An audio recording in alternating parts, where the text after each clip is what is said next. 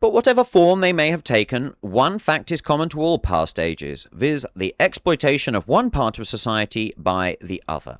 The other, not another, again implying a constant duality throughout time. No wonder then that the social consciousness of past ages, despite all the multiplicity and variety it displays, moves within certain common forms, in the forms of consciousness which cannot completely vanish except with the total disappearance of class antagonisms. And well, so yeah, the total disappearance of class interactions would be the extinguishing of the yin-yang, and therefore a bad thing. That, however, needs to be put against the monotheistic characterization of all things as on a spectrum where one is the ideal and one is the adversarial force. That is also a bad thing.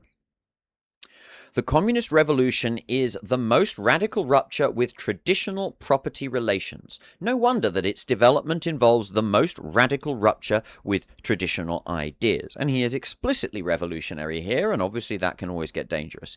But let us have done with the bourgeois objections to communism.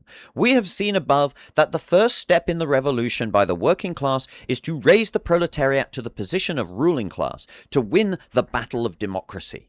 His idea is to do this democratically, something which is still technically possible, but only if the Overton window expands somewhat, and there are people with a incentive in not letting that happen. However, the proletariat will use its political supremacy to wrest by degrees all capital from the bourgeoisie, to centralize all instruments of production in the hands of the state, i.e. of the proletariat organized as the ruling class, and to increase the total of productive forces as rapidly as possible. Pure utopianism. Clearly, centralize all instruments of production in the hands of the state. If something is centralized, how is it supposed to be controlled by the entire proletariat? Clearly there are going to be those with their hands on the levers of power.